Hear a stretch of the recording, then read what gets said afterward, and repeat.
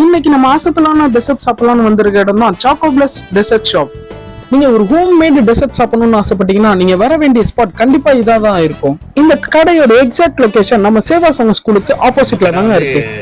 சேவா சங்கம் ஸ்கூல் ஆப்போசிட்ல இருக்கு. மெயினாக மில்க் கேக்கு, ரோஸ் மில்க் கேக்கு இதெல்லாம் நம்ம மஸ்ட் ட்ரையில் இருக்கும். ப்ரௌனி வந்து நம்ம கடையில் ஸ்பெஷல் ஒன்று. எப்போ ப்ரௌனி வித் ஐஸ்கிரீமில் ஃப்ளேவர்ஸோடு இருக்கும். அதை கண்டிப்பாக ட்ரை பண்ணி பாருங்கள், நல்லாயிருக்கும்.